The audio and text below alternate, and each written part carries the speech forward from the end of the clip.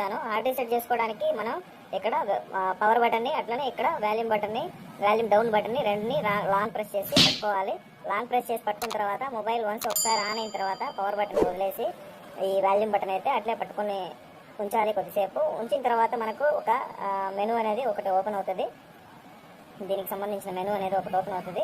Open అయిన తర్వాత చూసారు కదా, ఒక పేజ్ అనేది మనకు ఓపెన్ అయింది. లాంగ్వేజ్ సెలెక్ట్ చేసుకోమంటుంది. ఇది హార్డ్ రీసెట్ చేసుకునే పద్ధతి ఇది. ఈ లాంగ్వేజ్ మనం ఓకే చేయాలంటే మళ్ళీ మనం పవర్ బటన్ని మనం ప్రెస్ చేయాలి. ఓకే, లాంగ్వేజ్ మనం ఇంగ్లీష్ని సెలెక్ట్ చేసుకున్నాము. ఇక్కడ మీరు సెకండ్ ఆప్షన్ ఒకటి చూసినట్లయితే ఫార్మెట్ డేటా అని ఉంది కదా, దాని మీద క్లిక్ చేస్తే ఇక్కడ ఒక మనకు ఫార్మెట్ చేసేదానికి ఒక వెరిఫికేషన్ కోడ్ అనేది ఒకటి మనకి ఇచ్చింది 0361.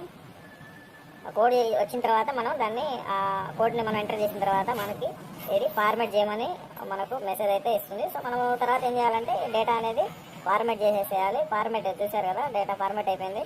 దాని తర్వాత ఆటోమేటిక్గా ఇది రీస్టార్ట్ అనేది అయిపోతుంది. రీస్టార్ట్ అయిన తర్వాత ఒక పేజ్లోకి మనకి ఏదైతే మొబైల్ మనం ఫస్ట్ కొన్నప్పుడు ఏ పేజ్ అయితే ఉంటుందో ఆ పేజ్లోకి అయితే ఇది వెళ్తుంది.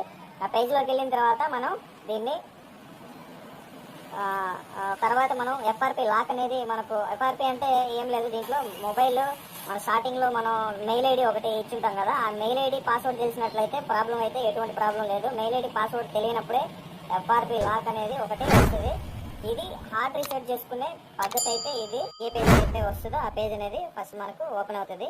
దీన్ని లాక్ తీసుకునేది నేను నెక్స్ట్ వీడియో మీకు ఎఫ్ఆర్పి లాక్ అనేది ఉంటుంది. ఆ లాక్ ఉంటే ఏ విధంగా తీసుకోవాలనేది నెక్స్ట్ వీడియోలో నేను మీకు ప్రజెంట్ చేస్తాను.